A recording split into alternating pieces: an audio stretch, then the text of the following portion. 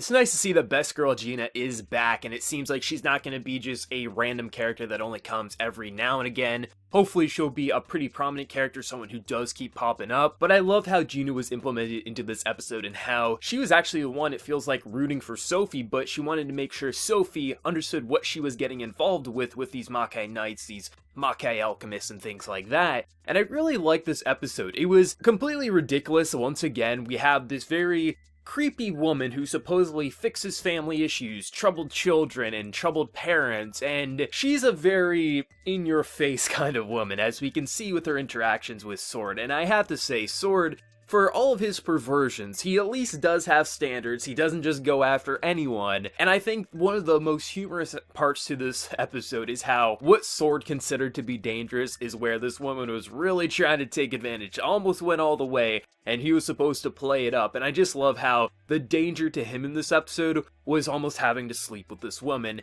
Completely ridiculous, and it just is humorous because it works because it's Sword. And I really like this episode because we have the three centrals here. We got Sophie, we got Sword, and we got Gina, all pretty much acting like this one big happy family. I mean, the episode starts off with Gina saying, "Will you marry me?" And of course you knew it wasn't going to be serious, it was going to be for a mission, but I love how that's how they kick off this episode. And it's just interesting to see how Sophie is being, like, implemented into this cast, because obviously she doesn't have abilities, she doesn't have some sort of magic or anything that she can use, so obviously she needs to understand, like, if she wants to get involved with Sword, looking for El Dorado and things like that, she has to understand what it is she's getting involved with. So I like how, where Sword's trying to push her away, like, oh, you're just a dumb kid, I don't want to have you involved in this supernatural activity, where Gina, I feel like she's kind of the one rooting for her, like, hey, you know, you go, girl, like, if you really want to try, but you gotta understand what you're getting yourself into. And of course, this demon was a pushover. Essentially, she was just possessed by a demon because she had a fake ring thinking that she could control horrors. You know, Sword took her out pretty damn easily, as did Gina with countering her attacks.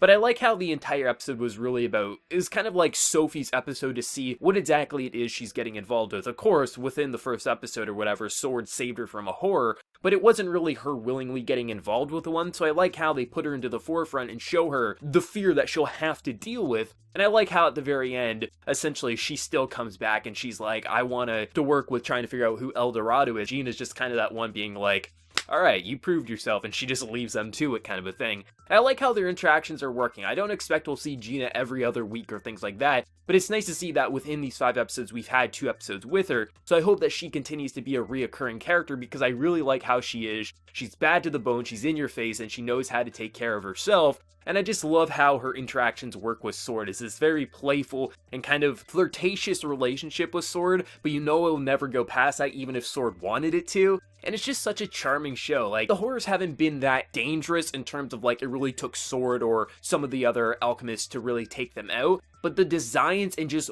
their individual stories have been really interesting, and it's going to be very exciting to see some of the horrors that do put up a fight, some of those horrors that really do push them to the edge, maybe have something that a life or death situation, and just overall, I've been enjoying this series. Like, seriously, if it keeps it up, this will be my favorite Garo anime, hands down. Like, currently it is, but we have to see the finished product before I can view it as a whole, obviously. But I'm really liking it, the characters are reoccurring, I'm really excited to see more of Luke, because obviously Luke's going to play an important role as well, so I can't wait to see when we'll get some more Luke, a very Luke-focused episode. Just overall, Garo continues to impress. I mean, the OST to the voice acting, to just the ridiculousness, it's so stupid that it works at times, and I've been having a fun time with this. Seriously, loving Sophie as a character, I like how she's being implemented, it's giving her a reason to join, but also not just saying, oh, a dumb kid can join whenever they want. No, they did test her, and I like how it's being worked, and I can't wait to see if she'll get some training and some fighting styles, or maybe some sort of abilities that she'll be able to use or something like that. I can't wait to see where this is going to go next week. But let me know your thoughts. What did you think of the return of Gina? And how excited are you for episode 6 next week? Let me know your thoughts. And before you leave, smack that like button, share your support. If you're new to the channel, be sure to subscribe. So until next time, everyone, please take care and have a good one.